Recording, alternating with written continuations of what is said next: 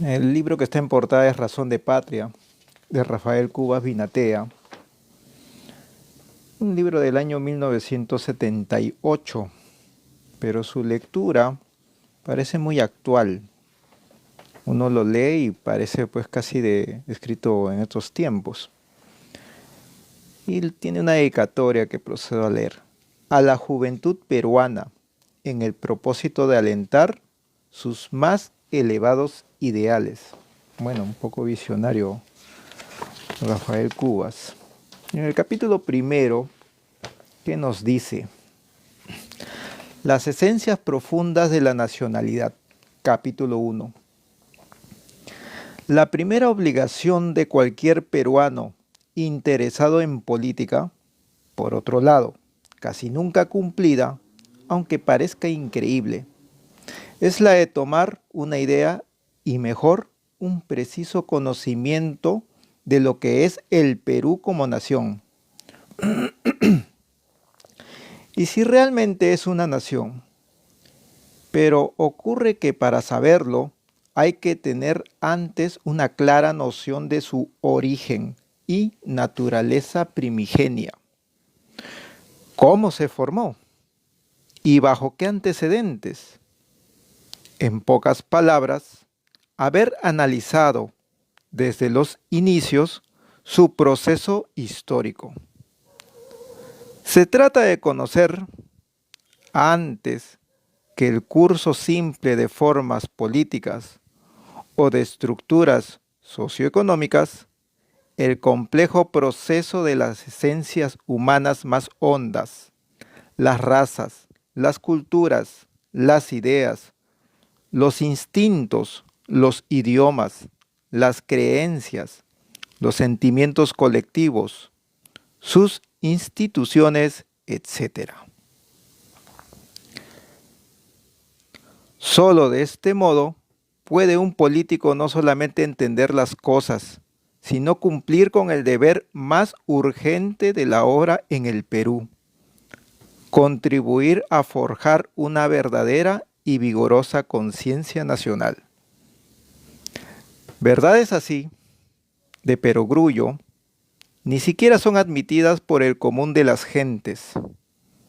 Es fácil observar a una legión de seres trotar con alegría por los campos de la política, sin haberse preocupado jamás de analizar nuestra historia. Más bien, dando a ella las más pueriles, caprichosas y hasta chabacanas interpretaciones. Saber cómo y cuándo nace el Perú, de dónde viene, es lo primero que hay que conocer para saber qué es y a dónde va. El Perú como nación ni nace ayer, ni su esencia humana es singular, pequeña y desligada de otras colectividades humanas. En verdad, sin fatuidades de ninguna especie, su origen es milenario, su trayectoria con claros destellos gloriosos y su comunidad de pasado, de presente y de destino alcanza y sobrepasa a varios continentes, a 20 países y a 300 millones de almas. No es tanto nuevo, ni tan insignificante como muchos peruanos, la mayoría, creen infundadamente. Nuestra triste realidad y pobre apariencia colectiva presente es un negativo espejismo que fatalidades de la historia nos han construido para convertirse en una realidad de siempre o para regir transitoriamente, según nuestra voluntad lo escoja. Los republicanistas, contradictoriamente patrioteros, nos han enseñado desde las escuelas que el Perú es un país que nace para la anarquía y el atraso, podríamos decir nosotros, el 28 de julio de 1821, que los libertadores, son los padres de la patria y que como la nuestra no hay otra, que somos el producto de la conjunción al azar de muchas razas y culturas, o que somos la liberación de la indolencia de esclavos. Para nosotros, Chile, Argentina o México son tan distintos o tan iguales como la China, Abisinia o Bélgica. La patria sería esencialmente el territorio y el Estado. La geografía más que la historia. Vale decir que somos un país de formación reciente, pequeño, pobre, atrasado y único como personalidad nacional, único en su insignificancia. Valiente modo de fundamentar un optimista patriotismo, necia forma de describir nuestra realidad nacional. Para los indigenistas, los que nunca son indígenas, y muchos hasta usan nombres de pila anglosajón. El Perú debiera ser una especie de resurrección o un regreso al Tahuantinsuyo, una vuelta al Neolítico, a la Edad de Bronce, a la prehistoria, a una ausencia de la concepción misma de nación y de patria. La triste suerte de estos filósofos de la historia, engendros mimados de la masonería y del marxismo, es que están fuera de lugar hasta en el uso del término indígena, que ni significa lo que ellos quieren decir, indio. Indígena realmente quiere decir nativo de un lugar o país, por lo que el término con propiedad debería significar o abarcar a todos los peruanos de nacimiento y amar a alguien, amar sincera y no fingidamente al indio, quiere decir ayudarlo a superarse y a progresar y no obligarlo a enfrentar a la historia en absurda contramarcha. Para los marxistas, falseadores de cuanta concepción básica, puede servir para afirmar algunas orientación positiva en el espíritu del hombre. Toda la historia del Perú es una suerte de horrible noche medieval y recién debiera nacer brillante con el cambio de estructuras socioeconómicas o renacer un neotahuantinsuyo socialista, marxista, el 3 de octubre de 1968 o cualquier fecha así de semejante significación. Pero ocurre que, felizmente, y en el terreno de la más estricta verdad, la historia del Perú es algo más serio, importante y hasta glorioso. Historia de una colectividad nacional con misión y destino trascendentes, aunque momentáneamente opacados, compartidos con otros que potencian nuestra importancia o nuestra desgracia, como nosotros contribuimos a potenciar las de ellos. El Perú vale porque desde su nacimiento y por todo el curso de su existencia, como colectividad nacional y como comunidad cultural, entronca, se injerta, se enraiza y se relaciona en paralelo con las más grandiosas entidades nacionales que en el orbe háyanse constituido e imperado, con las más vigorosas y calificadas culturas universales, nacionalidades y culturas de las que el mundo puede sentir legítimo orgullo. Nace el Perú como sus países hermanos del trasplante hacia América de la cultura hispánica, altamente meritoria por sí y heredera directa y legítima de la grecolatina, además de copartícipe con la germánica en la civilización moderna y la fusión en parte con las autóctonas, en este caso preciso, con una de las más elevadas, la incaica, en una especie de mestizaje absorbente, enriquecedor, al mismo tiempo, por venir así acentuado el carácter multifacético de sus resultados. La cultura hispánica, apoyada por el poder político, militar, económico e institucional del que fue el imperio más poderoso de la tierra, se encontró dentro de lo que era dable esperar en un nuevo continente, hasta entonces aislado de la historia, con una de las organizaciones políticas y culturales más sólidas de América, ya que las tres mayores fueron la maya, la azteca y la incaica, llamada también Tahuantinsuyo, denominador cual ninguno de su medio ambiente, verdadero desafío para el hombre, hecho de desiertos, de impresionantes cordilleras y de bosques, de factores ecológicos y telúricos avellanzadores, climas agresivos, terremotos, aluviones, etc., así como de feroces poblaciones enemigas circundantes. Dominaron todo ello, construyendo a pulso y con imaginación obras ciclópeas de irrigaciones, andenerías, caminos y fortalezas, que han resistido a los siglos y que hasta hoy asombran a la humanidad. Resulta para cualquiera realmente inexplicable de lo que la fusión de dos entes tan dignos de admiración no solo hayan quedado tan maltrechos ambos antecesores, sino que sus herederos puedan haber ofrecido tan triste y deprimente espectáculo como naciones, en América y en Europa. Vale la pena examinar este asunto con suficiente profundidad y detenimiento. Por ello, trataremos de hacerlo en el curso de este libro.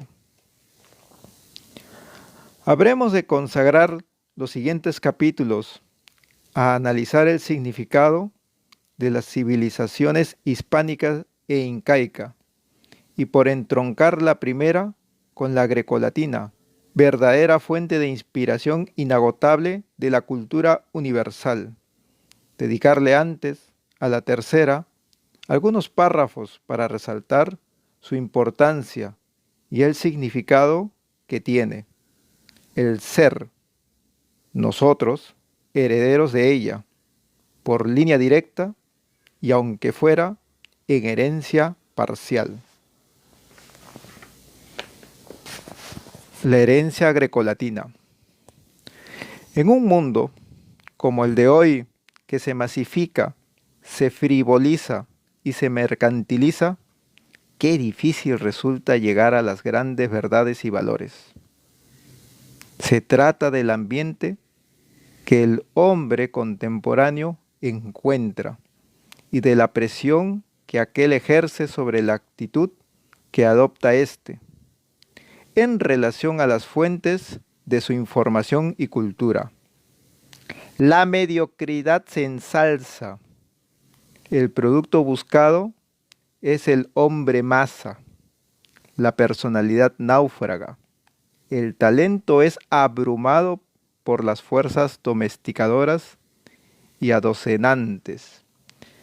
Se ha logrado que la gente se distraiga, que hasta se divierta y alegre tras de frívolos anhelos, con olvido y sin devoción, y hasta con desprecio de los valores trascendentes.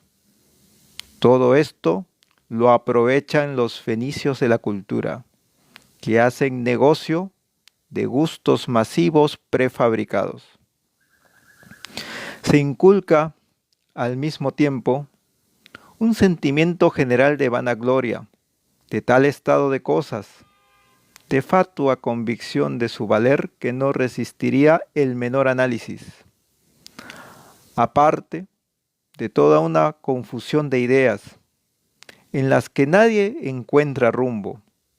Los más entusiastas, los que sintonizan con los tiempos, Los declaradamente modernistas, que en verdad son decadentes, olvidan, llegan incluso a denigrar y han logrado hacer general el desprecio por todo lo pasado.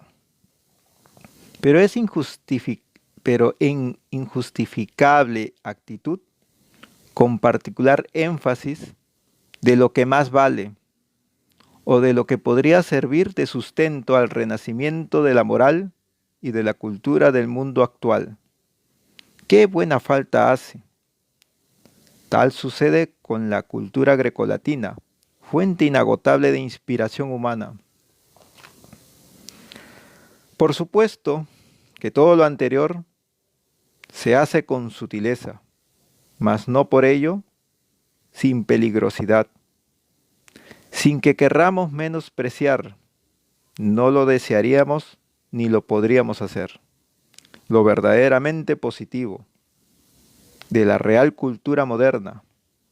Basta hacer un ligero examen de la situación para que se coincida con lo que exponemos.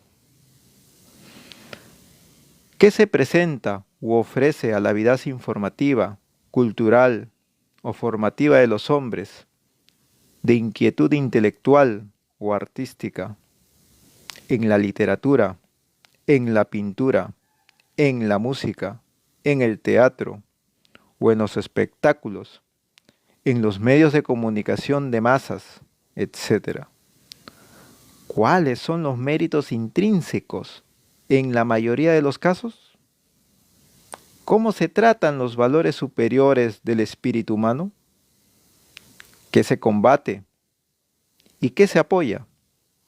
¿Qué se silencia? ¿Y qué se propaga? Se maneja la propaganda hasta límites de cruel burla del entendimiento público, de modo que se crean mitos de general adoración, que nadie se atreve a discutir, y así se venden, por millares, libros de autores famosos de fama fabricada por una planeada publicidad que logra tal prestigio para dichos autores, al punto de que nadie se atreve a la más leve crítica, a riesgo de aparecer ignorante. En muchos casos, ni siquiera se le ocurre o pueden analizarlos fríamente, con abstracción de influjos externos, un mamarracho pictórico o poético, hasta que sea de autor consagrado, para que nadie se atreva a criticarlo o analizarlo. Un libro que solo siembra confusión de ideas o destile cinismo o increíble ruindad espiritual o cualesquiera otros tipos de características descalificantes, con el solo recurso de una buena presentación tipográfica, de carátula, de redacción insinuante o amena, y adecuada o prolongada, amén de la consavidad, propaganda, consigue legiones de papagayos que amplifican un prestigio sin fundamento. ¡Cuánto esfuerzo gastado en exaltar lo mucho que no vale, pero al mismo tiempo que se lee o se oye, decir de lo que verdaderamente tiene valor? Muy poco favorable. Cuando sucede, es lo excepcional. Una verdadera conspiración de silencio lo lapida. Y al contrario, frases hechas, que por repetición establecen dogmas, lo denigran.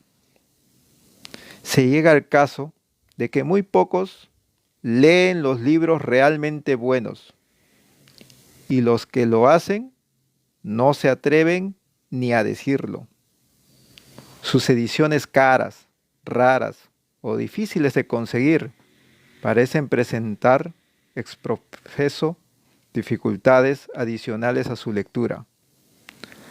Los intermediarios, que no faltan, deforman a tal punto las fuentes originales que quitan todo deseo de llegar a ellas. No dejan otro saldo que la posibilidad de utilizarlas para el servicio de vanidades, para satisfacer el deseo de alardear erudición.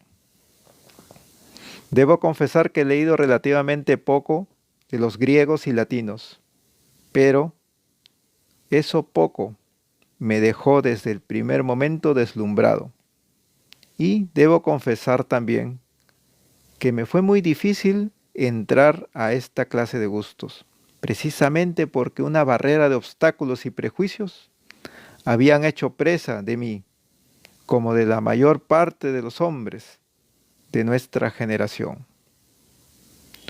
Con mayor razón, siendo ingeniero, es decir, como todos los profesionales egresados de universidades técnicas, lejos de estudios humanísticos, pero he observado igualmente a profesionales de letras o filosofía, estudiando a través de intermediarios modernos, críticos, comentaristas, resumidores, etc., en situaciones semejantes.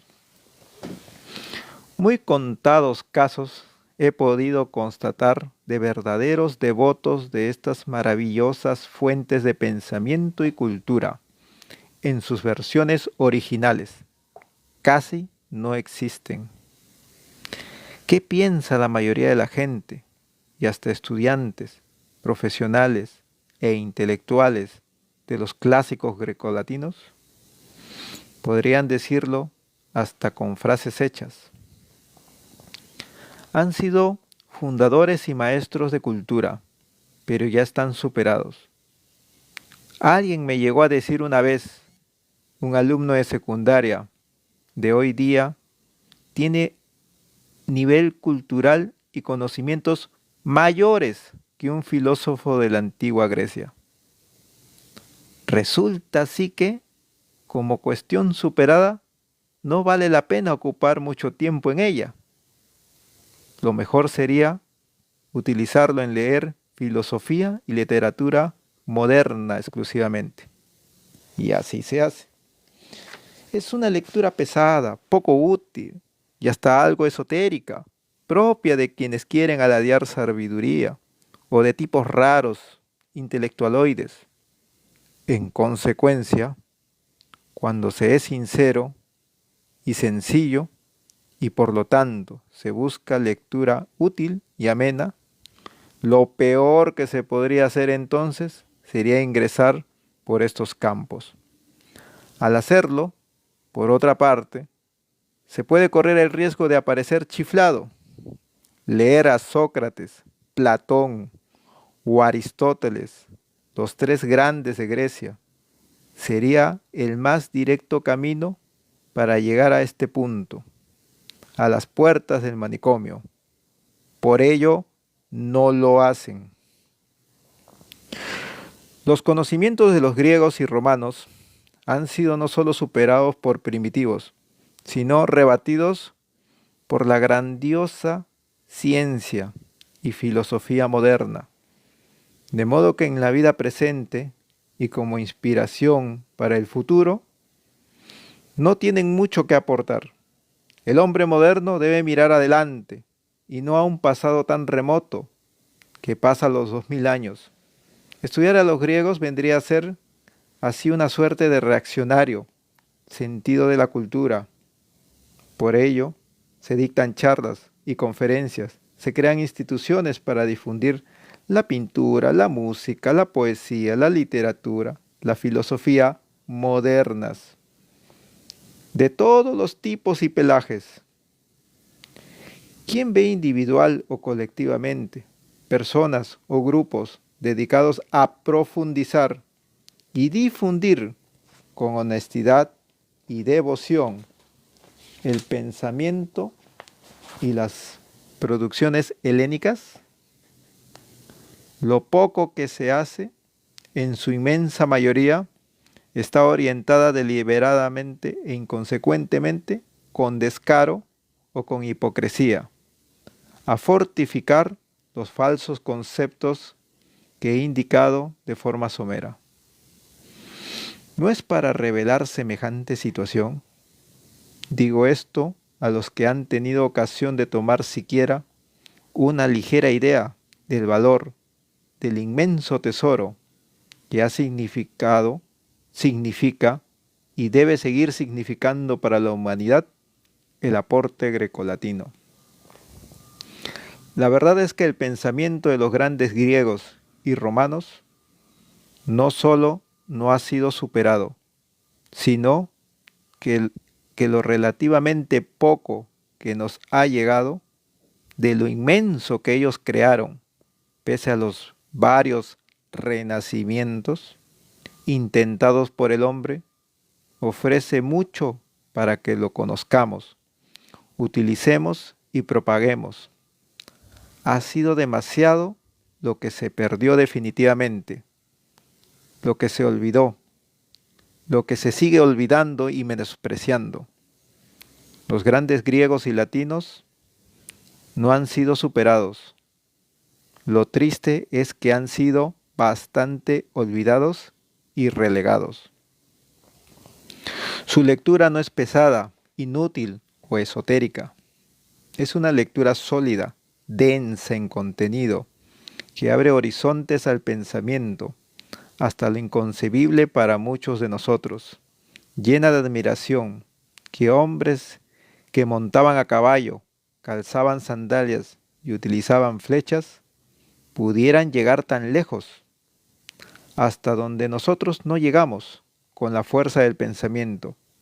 Es claro que la traducción, el estilo que usaban, no la hacen de amenidad periodística o de historietas. Un método debe utilizarse para su mejor aprovechamiento, pero pesada de ningún modo. Quien toma devoción por los clásicos adquiere un espíritu superior. No se concilia el espíritu helénico latino con un sentido mezquino o intrascendente de la vida. Por ello los marxistas lo odian y los capitalistas no lo estiman. Quizá, si mucho de los males del pensamiento y de las actitudes del hombre moderno se deben al abandono que ha hecho de las posibles y mejores fuentes de su verdadera superación. Sócrates, Platón, Aristóteles y Cicerón, latino este, que como tal da versiones y sigue el pensamiento de los griegos.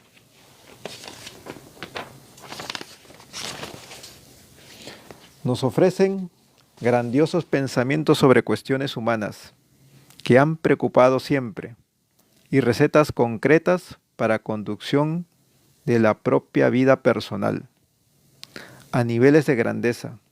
Capítulos enteros son dedicados al tema de la felicidad humana.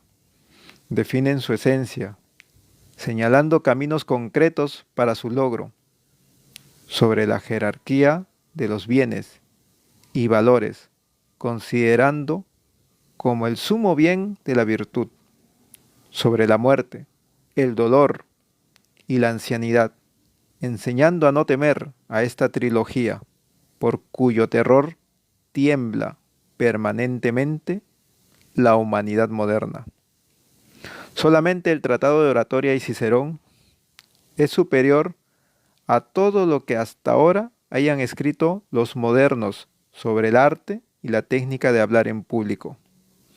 Además ofrece escritos sobre filosofía y política, que por cada uno de estos temas justificaría la condición de pensador genial. ¿Cuánto interesarían a los maestros, moralistas y teólogos los tratados heleno-latinos sobre ética o moral y metafísica, los que se refieren a la existencia de Dios y del alma, a las esencias del bien y del mal, de Aristóteles y Platón? ¿Cuánto hay por ridiculizar con sus poderosos argumentos las superficialidades de los modernos ateos, de los que como corolario de su antirreligiosidad han producido una monstruosa forma de política religiosa. La potencia de su lógica y la maestría de sus métodos de búsqueda de la verdad, mayéutica, dialéctica, asombra observar cómo prácticamente sin tecnología mecánica alguna, con el solo poder de la razón, contrariamente a los que afirman que ellos creyeron que era plana, concluyeron que la Tierra era redonda, volaron con la mente hasta la organización infinita del universo y los campos más abstractos de la metafísica. Llegaron a la concepción de los elementos simples y del átomo, sumergiéndose en las infinitesimales dimensiones del microcosmos. Ellos fueron los que establecieron los teoremas básicos de las matemáticas de hoy. ¿Qué no hizo y descubrió el talento griego? Sin los medios materiales de los que hoy, con desmedido orgullo y tan profusamente disponemos. Todavía tenemos mucho que aprender y aprovechar de ellos, que inspirar en ellos nuestra acción hacia el futuro. Necio es despreciarlos, además de insolente. Citaré para concluir algunos pensamientos que no han sido superados ni rebatidos, al contrario, hasta que el hombre de hoy o de mañana los adopte, serán vanos todos sus afanes de superación. Decía Aristóteles de la política: el objeto de la política es el más elevado de todos, y su cuidado principal es formar el alma de los ciudadanos y enseñarles, mejorándolos, la práctica de todas las virtudes. Se reirían de la definición si no supieran que es Aristóteles. Los cínicos sin convicciones o los pragmáticos liberales y marxistas. Pero lo cierto es que el mal profundo de la humanidad es el orden moral, que los males del Perú también lo son, y que mientras no se comprenda que toda acción política debe confluir en un orden moral superior, ninguna mejora verdadera es posible. Es decir, mientras el mundo y el país no acepten de nuevo la fórmula fundamental de Aristóteles para la política, no encontrarán su cambio. Pregunto, ¿ha sido superado Aristóteles? Sócrates, en el campo de la vida personal, y con él Platón, Aristóteles y muchos filósofos griegos y romanos, fundaron las esperanzas de felicidad del hombre, en el desprecio de los bienes superfluos y en la práctica de la virtud, dependiendo está de las directrices del mundo interior, es decir, de la recta razón y de la fuerza de voluntad. Concluyeron en que la felicidad del hombre es no sólo alcanzable, sino invulnerable y segura, además de apetecible por sí misma. Dan así justificación a la serenidad del hombre virtuoso. Lo dice esta frase, incontenible significado. El mal no puede nada contra el hombre de bien. Lo vuelvo a repetir. El mal no puede nada contra el hombre de bien. Receta concreta de felicidad personal. Ambición permanente del hombre.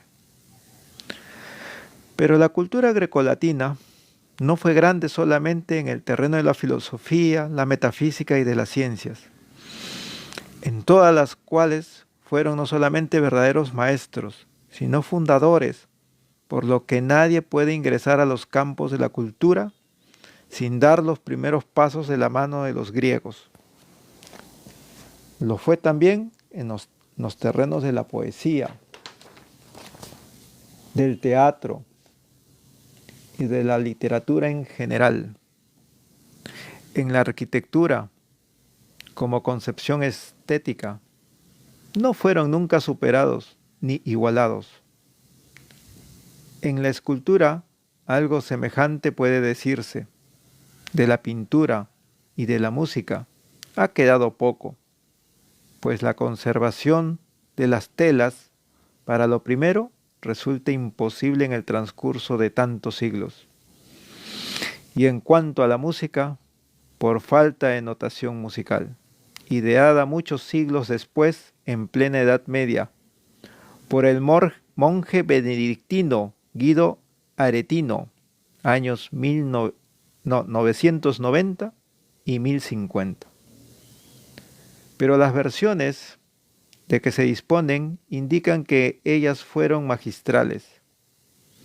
En las ciencias políticas y administrativas idearon, definieron y experimentaron casi todas las formas de gobierno de la humanidad que ha podido inventar y ensayar, al punto de que no faltan pensadores que afirman que nada nuevo se ha ideado o practicado en la política, que no lo hayan inventado o realizado los griegos y romanos, en la organización militar, en el derecho.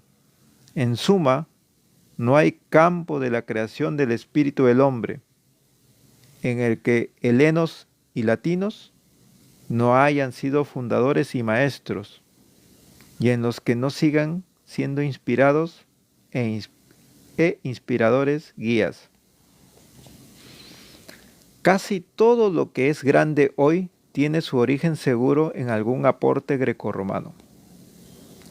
El propio cristiano, como pensamiento rector de siglos, reconoce su inspiración esencialmente grecolatina. Aristóteles y Platón inspiran el pensamiento cristiano, definido, además de Jesucristo, entre otros grandes, por San Agustín y Santo Tomás. La propia Iglesia Católica se consustancia plenamente con Roma, a la que toma por capital y adopta como su idioma oficial el latín. El latín y el griego son los idiomas que utiliza la ciencia moderna universal para sus nomenclaturas básicas, en especial en los campos de la biología, botánica, zoología, etc., y de las ciencias físico-químicas y matemáticas. Los países herederos directos de la cultura grecolatina poseen idiomas que son derivados del latín, del griego o de ambos, ofreciendo numerosas palabras y expresiones netas o derivadas de los idiomas madre, y constantemente tienen la posibilidad de construir nuevas palabras y expresiones semejantes para varios idiomas hermanos o emparentados por el uso de raíces griegas o latinas. No alcanzarían las páginas de muchos libros para exponer todo lo que significa el valor de la herencia cultural grecorromana para la humanidad. Pero sobre todo, no hay palabras para expresar la fortuna que significa ser heredero directo o indirecto, y aunque fuera solamente parcial, de semejante tesoro espiritual, la de pertenecer al gran tronco cultural que hunde sus raíces en las fuentes heleno-latinas. España, que se gestó con la romanización de la península ibérica, sobre una población celtíbera, céltica e ibero-camítica. Fue provincia romana predilecta. Su idioma, su espíritu y su cultura, además de su o sus razas, se derivaron directa o indirectamente de Roma. los posteriores influjos visigodo o germánico y moro, árabe o morisco le dieron singularidad evidente, pero no variaron lo fundamental de la tendencia humana, espiritual y cultural. Más bien, le permitieron recoger y preservar gran parte de la herencia concreta de sus creaciones culturales, de sello romano y griego, integrando con los pueblos neogermánicos, sacados de la barbarie por el influjo latino, la cultura moderna, europea, occidental, cristiana o latino-germánica, vanguardia indiscutida de todas las culturas humanas, de todos los tiempos. La fortuna de ligarnos, aunque fuera parcial e indirectamente a la cultura grecolatina y a la latino-germánica, su sucesora, se la debemos a España, por el camino de la civilización hispánica trasplantada al suelo de América. Ese trasplante y esa herencia constituyen las piedras fundamentales sobre las que se edifica nuestra esencia humana, la de nuestra nacionalidad, nuestra cultura, nuestras esperanzas en el porvenir y hasta nuestro derecho a existir y a reclamar un lugar digno sobre la tierra. Por lo anterior, vale la necesidad de analizar en adelante lo que la civilización hispánica y sus glorias significan para nosotros. Y este fue el primer capítulo del libro Razón de Patria de Rafael Cubas Binatea, el cual en su primer capítulo, como podíamos ver, resalta la raíz que viene mucho más atrás de España, que también es heredera de la cultura grecolatina, romana, y que justamente la ha sabido conservar plenamente su esencia. Y es esta esencia la que ha llegado a fusionarse con el gran imperio incaico que vino después. Y eso es lo que también se olvida y debería, como se dice, tener siempre en cuenta. Bueno, esta ha sido una pequeña charla sobre este primer capítulo de este libro que se va a seguir leyendo para seguir teniendo un mejor entendimiento de lo que somos, que es lo que contribuyó a ser peruanos, que es algo bien complejo. Somos una conjunción de muchas variables, en las cuales todas han aportado y todas debemos saber valorar.